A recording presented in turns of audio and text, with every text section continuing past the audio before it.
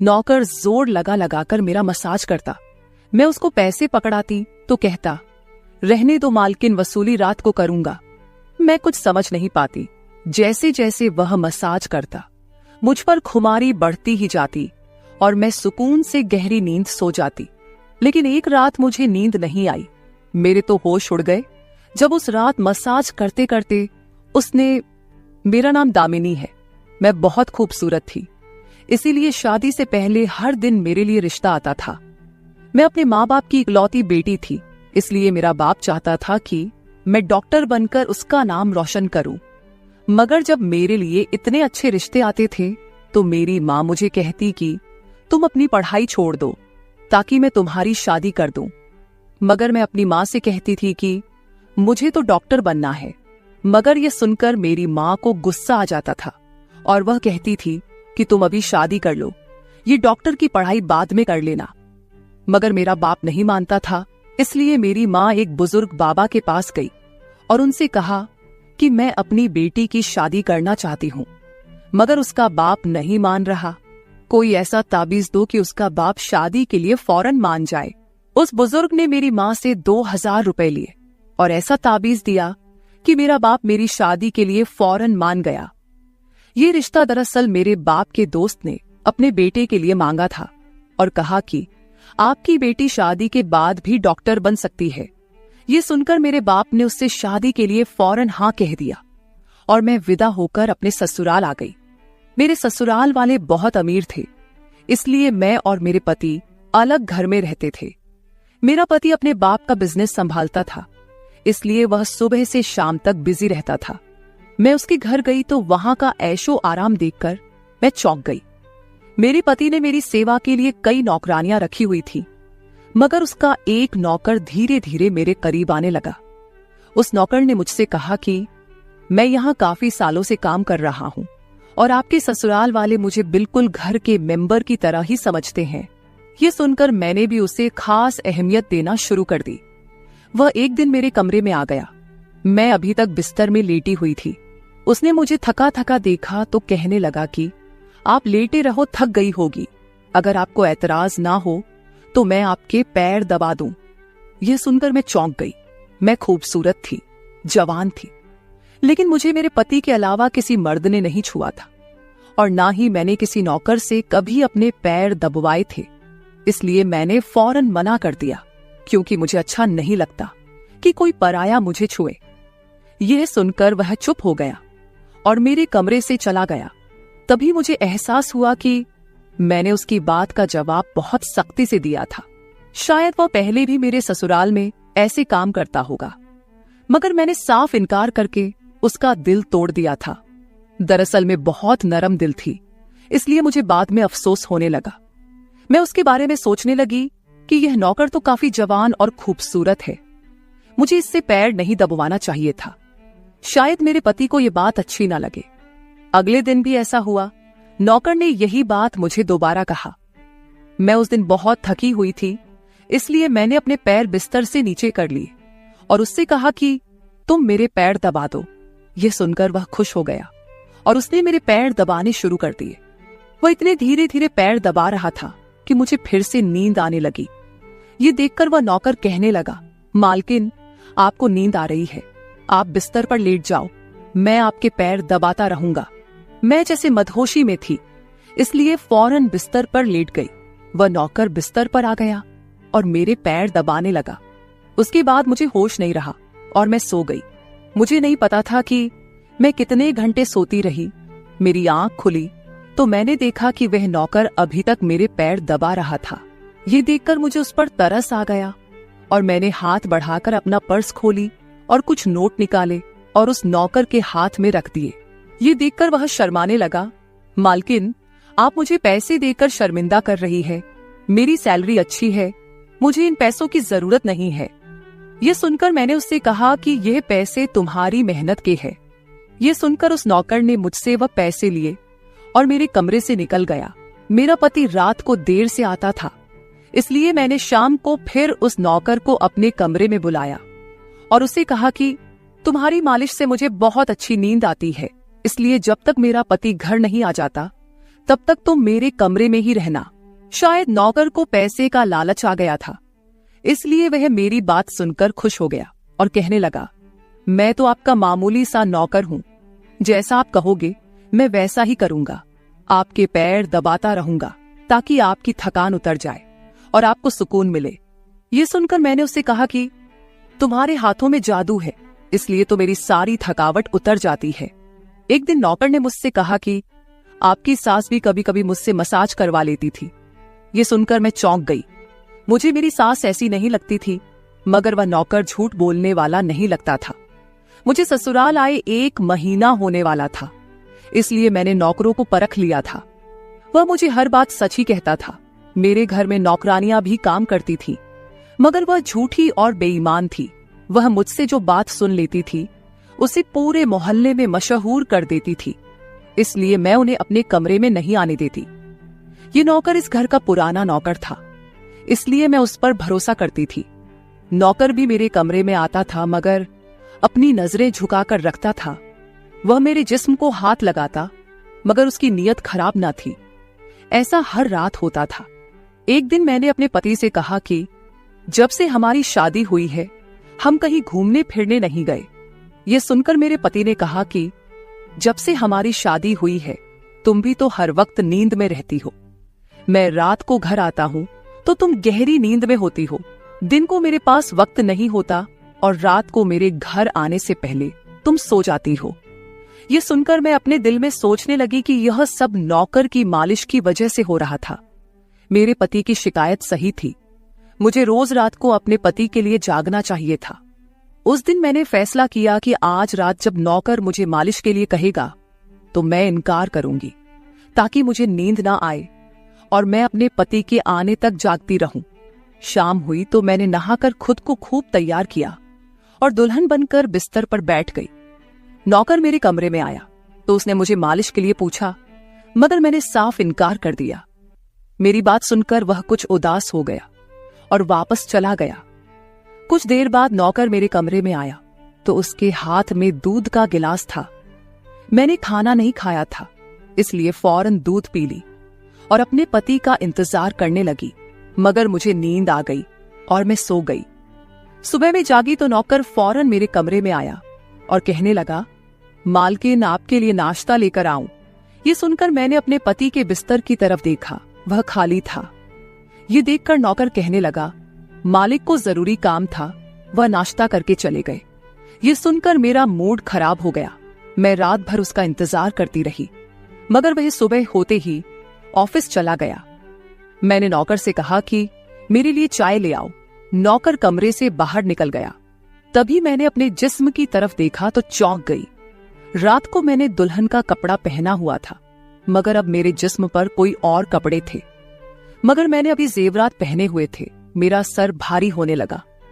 मुझे यह सोचकर चक्कर आने लगे कि रात को मेरे साथ क्या हुआ था और मेरे कमरे में कौन था और उसने मेरे साथ क्या किया था, मगर मुझे कुछ याद ना आया। मेरा दिल घबराने लगा और मैंने अपना सर पकड़ लिया। मेरा पूरा जिस्म दर्द कर रहा था, इसलिए नौकर चाय लेकर आया तो मैंने उससे कहा कि मेरा जिस्म दबा दो। यह सुनकर वह बिस्तर पर आ गया और मुझे दबाने लगा। उस दिन मैं देर तक बिस्तर पर पड़ी रही। उस दिन मेरे पति अचानक घर आ गए। मैंने उसे देखा तो उस पर बरस पड़ी। मैं रात को तुम्हारे लिए दुल्हन बनकर जागती रही, मगर तुम नहीं आए। ये सुनकर मेरे पति कहने लगे, मैं रात को कमरे में आया तो तुम गहरी नींद में थी, इसलिए मैंने तुम्हें नहीं जगाया। ये सुनकर मैं चौंक गई, मगर मेरे कपड़े किसने बदली किए और नींद पूरी होने के बावजूद मेरा जिस्म क्यों दर्द कर रहा है। मैं उलझ गई थी। मेरे पति कहने लगे, अच्छा ठीक है, मूड खराब करने की जरूरत नहीं है। मुझे आज रात एक काम के सिलसिले में बाहर जाना है, इसलिए देर हो जाएगी, मगर अभी मेरे पास 3-4 घंटा फ्री है। अगर तुम कहो तो हम अभी कहीं बाहर जा सकते हैं। ये सुनकर मेरा मूड खुद ब खुद ठीक हो गया और मैं सारी रात वाली बातों को भूलकर खुश हो गई। शादी के बाद यह पहला मौका था कि मैं अपने पति के साथ कहीं बाहर जा रही थी। मैं जल्दी जल्दी तैयार होने लगी, जबकि मेरा पति गाड़ी में बैठकर मेरा इंतजार करने लगा। उस वक्त नौकर मेरे कमरे में आ गया और मुझसे पूछा, मालकिन, आप कहीं जा रही हैं क्या? ये सुनकर मैंने उससे कहा कि हाँ, मगर तुम क्यों पूछ रहे हो? ये सुनकर नौकर कहने लगा, मैं आपका नौकर हूं, मगर आपको यही सलाह दूंगा कि आप बाहर नहीं जाओ, क्योंकि आपका जिस्म थक जाएगा। ये सुनकर मुझे गुस्सा आ गया और मैंने उससे कहा कि तुम मेरे नौकर हो, मेरे पति बनने की कोशिश मत करो। ये कहकर मैं बाहर चली गई। न जाने मुझे किस बात पर गुस्सा आ गया था। मैंने उस नौकर को खूब खरी खरी सुना दी।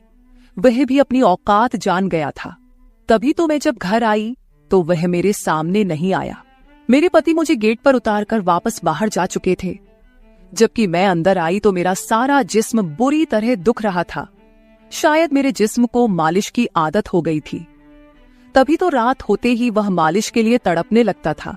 लेकिन मैंने उस नौकर को नाराज कर दिया था, इसलिए आज वह मेरी मालिश करने नहीं आया।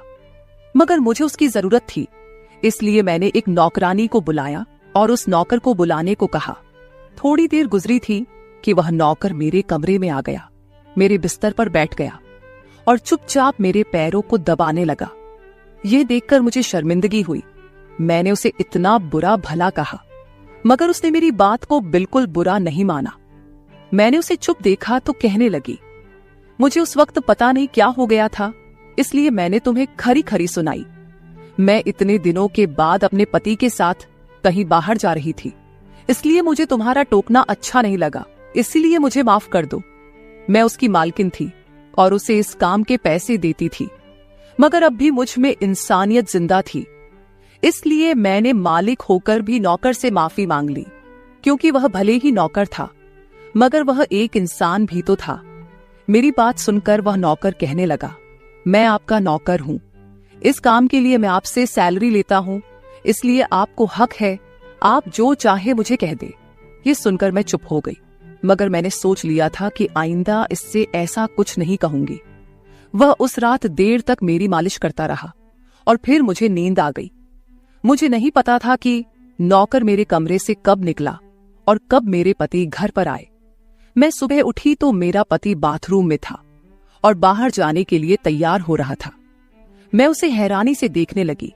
पता नहीं आजकल मुझे क्या हो रहा था। नौकर की मालिश से मुझे इतनी गहरी नींद आती कि मुझे किसी बात का होश ना रहता था। मुझे इस बात का भी पता नहीं चलता था कि मेरा पति कब कमरे में आता था।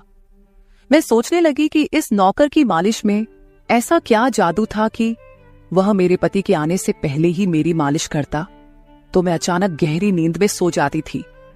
सुबह जब मैं उठती तो मेरा सर भारी महसूस होता और मैं चलने फिरने के काबिल नहीं रहती। मगर यह बात मैंने अपने पति को नहीं बताई, क्योंकि मैं नहीं चाहती थी कि ये बात मेरे पति को पता चले कि मैं उस नौकर से मसाज करवाती थी। एक दिन मेरा पति दिन के वक्त घर पर ही रहा। मैंने नौकर से घर के सारे काम करवाए, अपने कमरे में नहीं आने दिया। नौकर भी घर के सारे काम करता रहा और मसाज वाली बात किसी के सामने अपने मुंह से नहीं निकाली। मैं भी चाहती थी कि यह बात किसी को पता ना चले। इस दौरान जब मेरा पति घर से बाहर जाता था, मैं उस नौकर को कमरे में बुला लेती थी। मगर एक दिन मेरा पति अचानक ही घर आ गया और मैं कमरे में थी। यह देखकर मैं बहुत घबरा गई और सोचा कि पति के आने से पहले नौकर को भगा दूं। मगर यह नौकर भी बड़ा समझदार था।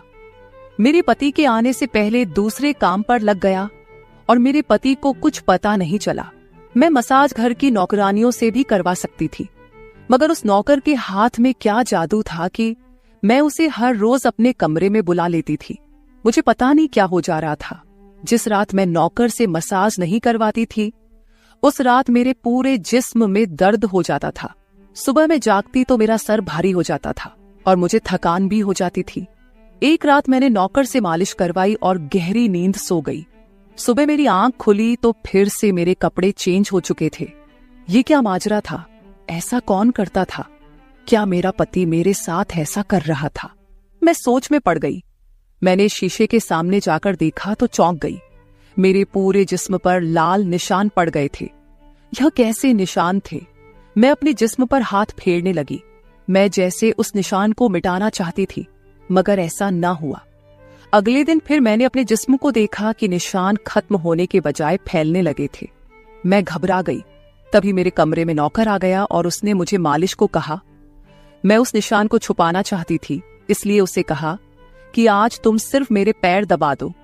उसने मुझसे कुछ नहीं पूछा, मगर मैं अंदर ही अंदर डर रही थी।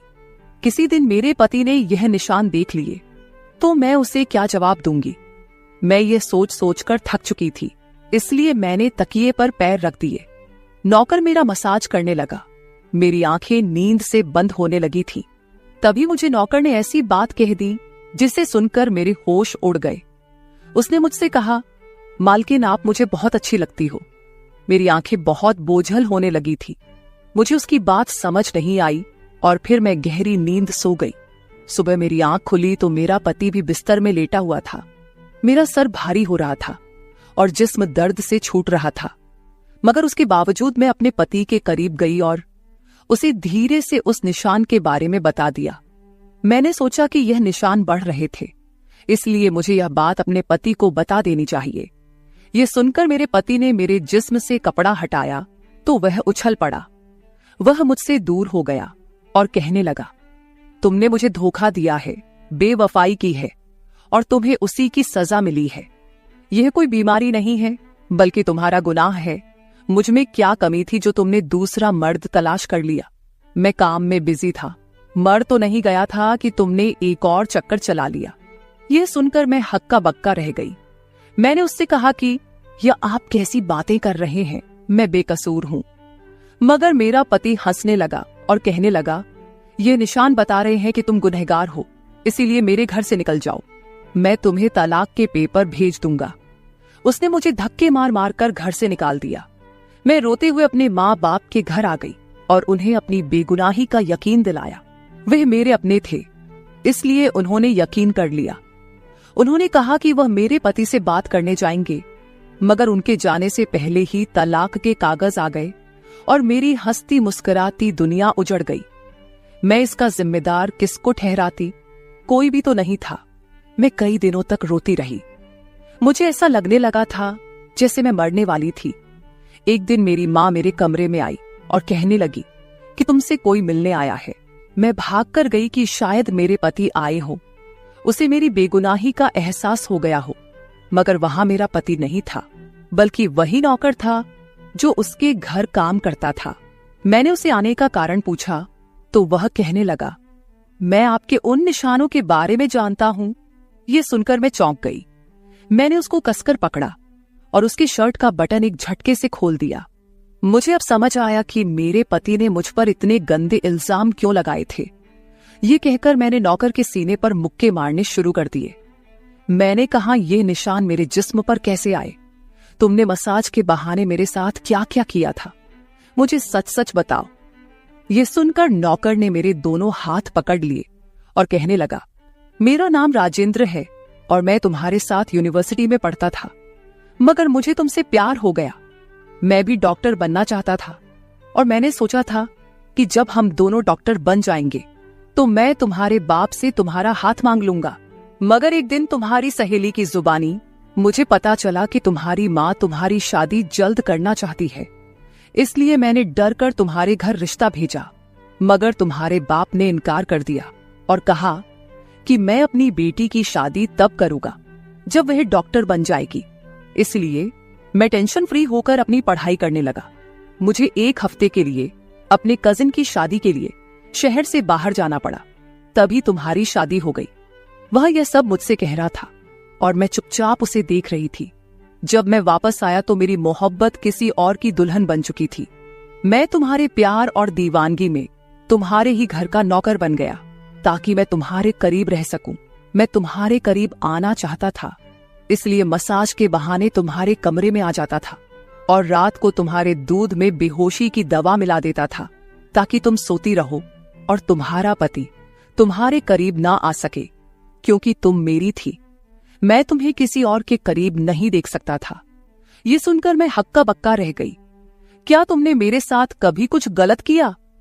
यह सुनकर उसने मेरा हाथ अपने सर पर रख लिया और कहा, मैं तुमसे प्यार करता था, इसलिए तुम्हारी इजाजत के बगैर मैं तुम्हारे साथ कुछ नहीं करना चाहता था। ये सुनकर मैंने उस निशान की तरफ इशारा किया जो हम दोनों के जिस्म पर थे। ये सुनकर वह हंस दिया और कहा कि मैं डॉक्टर हूं और यह सिर्फ इन्फेक्शन है। ये मैंने इसलिए किया ताकि तुम्हारे पति को हम दोनों के ऊपर शक हो जाए। ये कहकर उसने मुझसे माफी मांग ली और मैंने पूरे 1 साल उसे सजा देने के बाद माफ कर दिया और फिर उसके साथ शादी कर ली। तो मेरे प्यारे दोस्तों, ये थी हमारी आज की छोटी सी कहानी। आपको ये कहानी कैसी लगी कमेंट करके जरूर बताएं। अगर आपको ये कहानी पसंद आई हो तो इसे लाइक करें और अपने दोस्तों के साथ शेयर करें। अगर आप ऐसी ही और भी इंटरेस्टिंग और रोमांटिक कहानियां सुनना चाहते हो तो चैनल को सब्सक्राइब जरूर कर ले और बेल आइकॉन ऑन कर ले ताकि आपको मेरी हर कहानी समय पर मिल सके। कल मिलेंगे एक और नई कहानी के साथ। धन्यवाद।